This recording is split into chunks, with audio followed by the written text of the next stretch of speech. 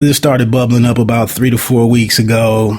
It was some back and forth on Twitter, Instagram, whatnot, social media. And I don't know what to make of it. I was a little disappointed because after the Manny fight, Floyd floated it out there that he would try to make number 49 something exciting, and he would pursue someone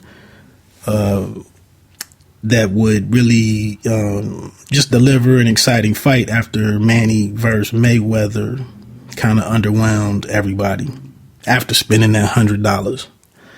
So I know Kareem Mayfield was discussed. Cornelius Bundrich is in the running.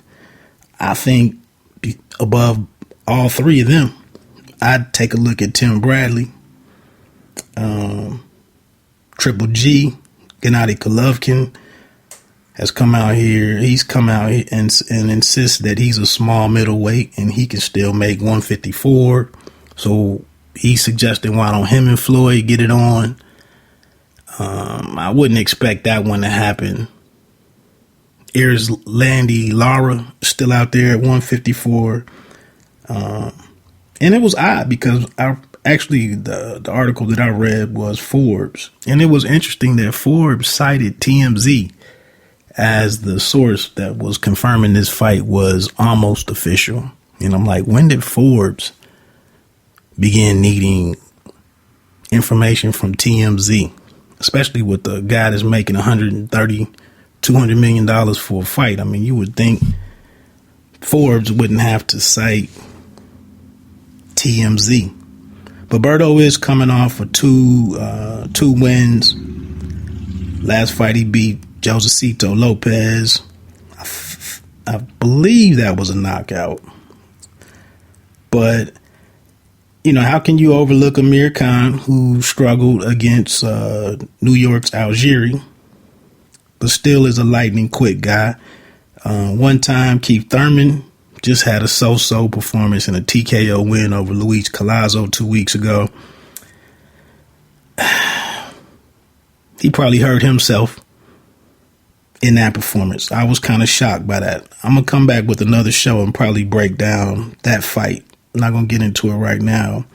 But, yeah, Keith Thurman is out there. Who else? You know, Danny Garcia is getting up to 47 now, but I know his timetable's messed up because he signed to fight Malignaggi pretty soon. Kell Brook. I would like to see that. I think I would like to see that fight. Kell Brook versus Mayweather. I know the obvious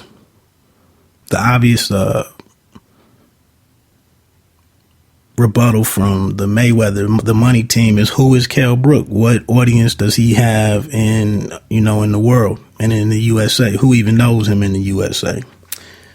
Interesting. So it could be Floyd versus Andre Berto in September. There are discussions about this being on CBS as a free one. I don't think that happens. I just don't see how the money can get worked out in Floyd's favor. I think it's an honorable thing. It's noble. It's a noble idea, or a novel idea, I should say, to have something back on, to have such a big event back on network television. But I just don't see it happening. Hey man, the money team, they do things outside of the world of boxing right now. But I will just say this before I move on. I think this is a prime example of why the UFC does as well as it does, because no one at the top, you just don't have a fight that drops off where you fight a C plus, B minus fighter and you're at, pound for pound number one. Dana White just doesn't allow that to happen. And like I said, for the last couple of years, Floyd has just, he doesn't pay sanctioning fees. He doesn't take belts. He says he's going to relinquish all of the belts. He just does a lot of stuff outside of the game of boxing. And, salute to him for being in a position of power to make that happen. But that's not any foreshadowing or no pun intended with power. But Real rap. I mean, but I will say if Berto is opponent number 49, does that set us up for 50? I mean, you know that with the solid performance, this will finalize the contract the 6-fight contract that he has with Showtime. But you know, if it was exciting, and maybe that's the kicker here, is that it's somebody that's easy to hit, could possibly be a knockout victim. Andre is easy to hit. I don't know if you remember the pictures of him after fighting Robert Guerrero, but he was lumped up. And maybe it just serves the purpose of moving us to fight 50. I don't know. I can't see Floyd if his team. That's another thing. Does his team have a good idea that the jig is up with these pay-per-views, the numbers that he's been able to do? Maybe they have a good idea, forecasting that it's not too much more we can do on that supreme level, number-wise. We can't get another $100 night out of anybody, so maybe it's time for us to go home.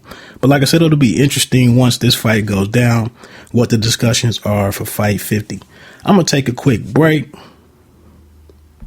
You are listening to with show host Wood. I'm going to take a quick break on my last thought before I get into the breakdown on the television series.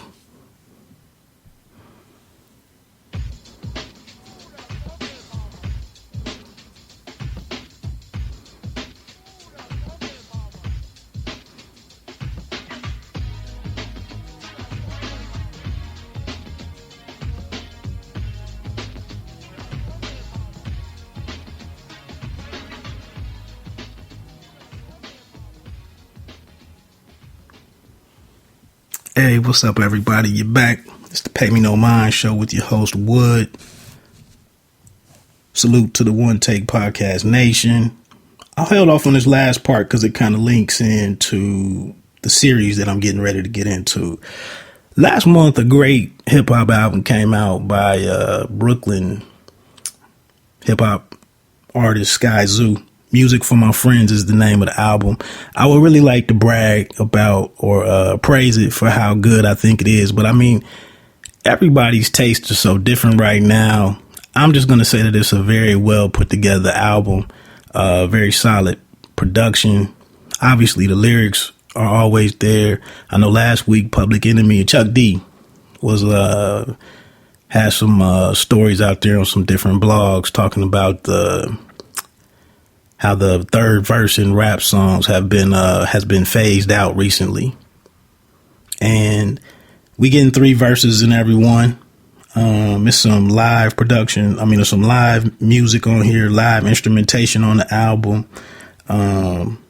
It was one of the first in a long time where I sat there and listened to it from beginning to end, on my iPod. And I think that's probably my problem, is I tend to get these albums nowadays and I really don't sit with them or live with the albums for a long enough time to really fully appreciate them.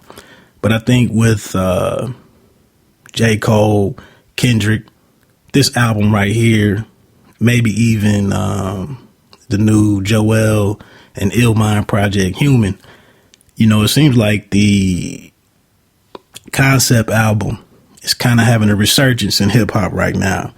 But I bring up Skyzoo because he actually had a hangout last week on Google, and it was only me and like maybe 6 or 7 other cats on there, and he was taking questions about music from our friends, and I was able to get in quite a few questions. So I'm looking at it like my own interview of Skyzoo pretty much. He did answer a few of my questions. One thing that he revealed, and I usually text myself notes so I can remember stuff so I'm accurate, but one of my favorite cuts on there is features Black Thought of The Roots and Bilal, but it's a joint called Money Makes Us Happy. And but Black Thought just murders as usual when he does his features. But Sky actually mentioned that J. Cole was supposed to have a verse on that joint. And I'm just thinking, I believe it was J. Cole. I don't know why I didn't text myself that detail. Maybe because it was obvious, you know, how big it could have been if J. Cole was included on there. But, man, that would have really just put the album over the top. One of the features on there is a cut with Jadakiss. That's one. That's another strong song on there. I hate to close this program out to try to get to my iTunes, my library, to run them down. But the other titles. But Illmind has a couple of nice, very nice beats on there. His contribution to the album was solid. My questions actually to Skyzoo revolved. I asked him, was it a chance that he could work with somebody like Marsha Ambrosius? I just got a good feeling that those two would make some true gold if they were ever on the same track. And his response was he's tried to get in some work with her. He's been in the studio a couple of times while she was working, but nothing has materialized between them. So he said he would love to work with her. No shade on the other vocalists that contributed to Music for My Friends, but I just think Marsha's in that spot right now on the R&B side that would be a great look. That was one question I got in. I also mentioned I follow Skyzoo on Instagram, and a long time ago, a year and a half or so ago, I noticed that he was taking a creative writing class or a script writing class, screenplay. That's what it was. And so I just asked him, you know, had he been able to capitalize on anything that he learned in that class. And you know, there's a lot of Wire references. It's a lot of references from The Wire. Actually, one of my favorite cuts on there is about to ask Bodie for a package. Bodie being from The Wire, when Naaman was shoved into the game by his mother. But I asked him about, you know, have you been able to move forward with your pursuit, your interest in writing? And he let the cat out the bag that he already has a pilot that was shot from his idea. It's already been filmed. He wouldn't say who the actors or actresses were or what the subject was about, no title or nothing. But he said while he was down in Brazil touring, it was actually a pilot shot, and it's being looked at by some of the networks. And, you know, that's just a pretty interesting thing. And just, I tried hard. I was dogged in my pursuit of trying to get some sales numbers on Music for My Friends. But I was not able to find anything to talk about, you know, sales for Music for My Friends. So that was unfortunate. I spent a lot of time on Billboard. I Googled a bunch of stuff. None of the hip hop outlets had anything other than the announcement of the record when it came out. I did see that Troy Ave might have opened with like 4,500 on his album. So I was maybe trying to benchmark it against that. But like I said, it was only 7 or 8 of us in this hangout. So maybe just, you know, maybe it's some floor, some threshold that you have to meet to even be on Billboard. You know, maybe it's 5,000 or whatever. Music for My Friends is on his own record label of, I think it's First Generation Rich. So maybe just, you know, the machine isn't behind it. It's not big enough that it didn't generate anything. But anyway, I would urge people, if you love hip hop, go check it out. So I just thought that was interesting. So that kind of segue is a segue into getting into my update on some television series. Take my second break. A word from our point guard, B. Dav. This is the time of year we wait for all the time, all year long. This is what we wait for. Are you ready? Yo, Jacksonville Jaguars has to be a team full of sleepers. We talking fantasy football, and you're not looking at the Jacksonville Jaguars for deep sleep.